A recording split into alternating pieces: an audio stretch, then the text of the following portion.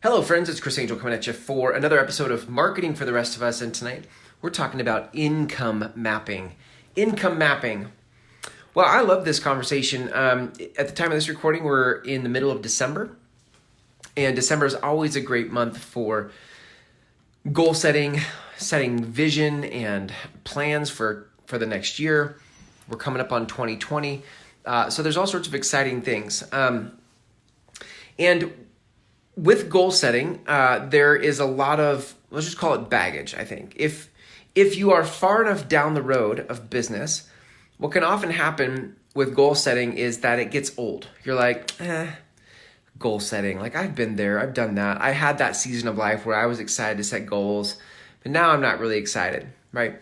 And what happens is we can kind of get cynical about the goals that we set or goal setting in general, because what's the point? Like, we set a goal and then we don't hit it. And then we set another goal and we don't hit it. And pretty soon we have this entire pattern of setting goals or even coming up with the vision for something, setting a goal around it, only to not have it come to life. So why do it?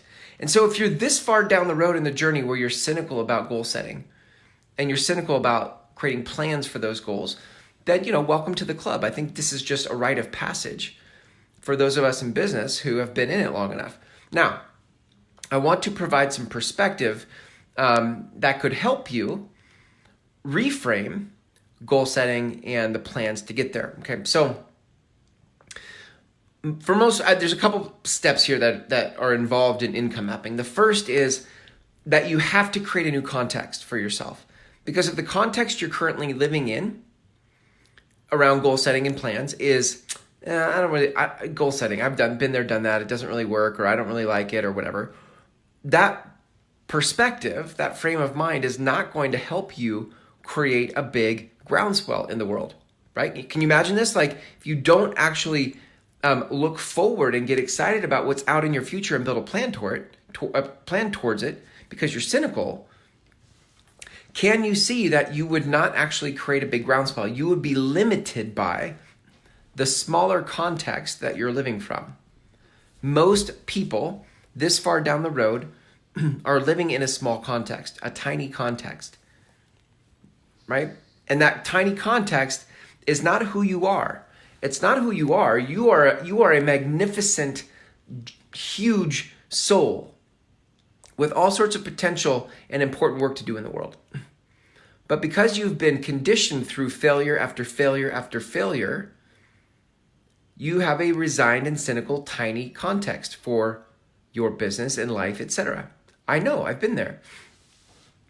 So in order for you to start to really look into creating powerful goals and plans that will have your life and your income grow, you have to get past the cynical context, because the cynical context it's not empowering. You can't create from that space.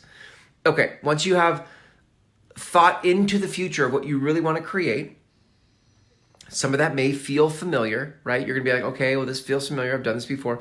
And you're going to do it anyway. You're going to think about what your life and business looks like in its fullest form. From there, now you're going to pick a number in income, right? This is top line revenue. Well, that's what I like to use. You can use whatever number you want, but I like to use top line revenue because it's easy. Just gross income, like how much money is my business going to make total? I don't need to worry about all the expenses and all this stuff. Keep it simple. What is the top line number? Okay. Now, once you have a number, I want you to reverse engineer what has to happen from that number and work it backwards. What most people do is they go, I want to hit this goal, and they never work it backwards. They start from base camp and they try to work their way up the mountain to get to the goal. But that doesn't actually work. I did that for years, and what I would do is I would say, this is where I want to go. And then I didn't reverse engineer it. I didn't go, what are the steps from the top of the mountain down? I just went, okay, that's the top of the mountain. Now, starting from base camp, let's go up. And I'm like, okay, I'm going up the mountain. And I would kind of veer off course, and I'd veer off course. And, half a year, 5 years down the road, all I've been doing is circling the base of the mountain around and around and around.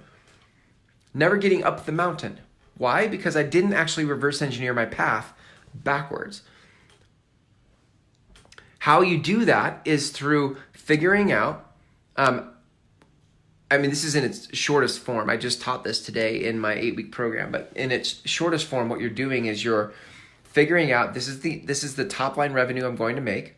And from that space, how many clients do I need in order to hit that number? And you have to work it back. And if you have multiple programs or multiple streams of revenue, you have to figure out like what's contributing what to that top line revenue. Okay, so you're going to work that backwards. As you work it backwards, you're going to start to see in the numbers very specific things that challenge your notions and ideas of how you're going to get to that number. Every time I do this exercise, I work it backwards and I'm like, oh, wow, well, I thought I could get to the number this way, but based on the numbers that I'm seeing, I'm going to have to come up with something different because this isn't quite, it's not going to get me there. These numbers are not going to get me there. And I have to rework it to figure out what is the best way to get to my goal. Sometimes that means I need to add additional programs to the year, or I need to plan for additional people to come through my programs. And then sometimes that means that if I add more people, I actually don't have the current structure to support all those people. So I'm like, okay, well, does that mean I need more people on my team? Does it mean I need to bring other people in to run my programs? Do you see, like, by going, here's the goal I'm going for, and I work it backwards, looking at the numbers, reverse engineering the numbers has me start to question and look into what is this going to take? It helps me count the cost. Helps me count the cost in hours. Helps me count the cost in energy. Helps me count the cost in dollars. But at least I'm getting an accurate perspective on what it's going to take versus just going, this is what most of us do. We go, this is the goal this is where I want to go. And they're like, okay, well, let's go talk to people. Let's go market stuff. Let's go advertise stuff. And we just try to hustle our way to the top of the mountain. And that doesn't work because I've tried it for years. What helps is for you to reverse engineer it. Now, here's the cool part. Once you reverse engineer it and you start to get clear on those numbers at each step along the way, not just the number at the top, but the numbers along the way, here's the cool part. Now you can start to look for what points of leverage, what levers can I use to help me reach those goals. This is important because you're going to be faced with a lot of ideas, a lot of opportunities, a lot of actions and to-do lists. And not all of those things are created equal. Not all of those things have the same output for you, the same return on investment for you. But if you don't think about leverage, then what will happen is you'll entertain a lot of them, and you might be spending time, lots of time in fact, on things that do not give you leverage, things that do not lever bigger results for you.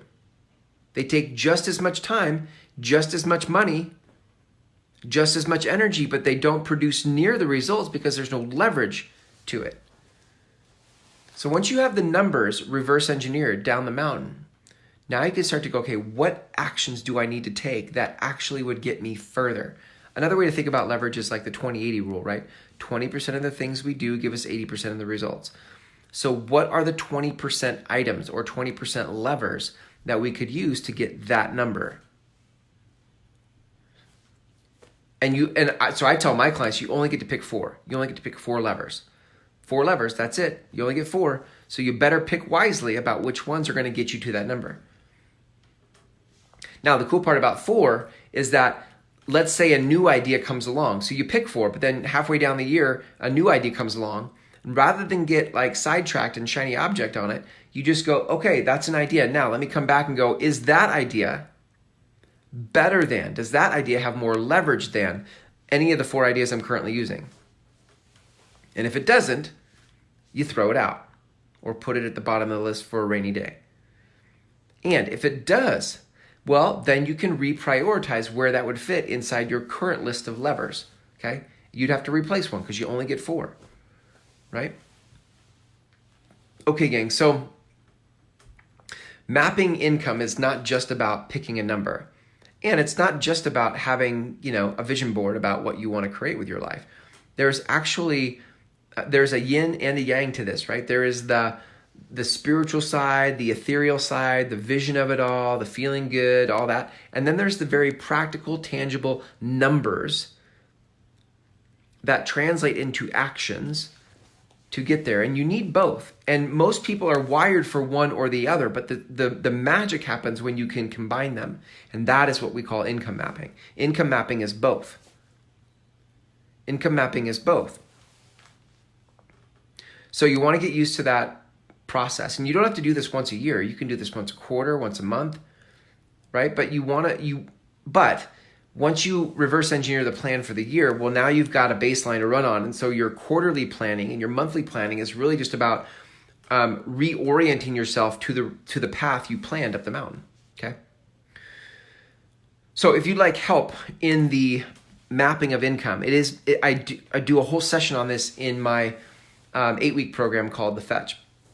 The 8-week program is the follow-up to my 6-week program called the Groundswell Method Intensive, where everything starts. Because if you're going to go up the mountain, you've got to have a message that you are clear on and passionate about. So if you're interested in any of that stuff, then what you do is you go to groundswellmethod.com, you watch the free video, and on the last page is an application. You fill out the application, it comes to me, and we go from there. Okay. So here it is, gang. Here's to you mapping out your income in 2020 in such a way that not only are you inspired by the numbers you set and the process of planning, right? But that you actually begin to put levers into those plans so that you can reach your goal with less effort, less resource, okay? Thanks for hanging out with me here tonight. Here's to you and all of your income. See ya.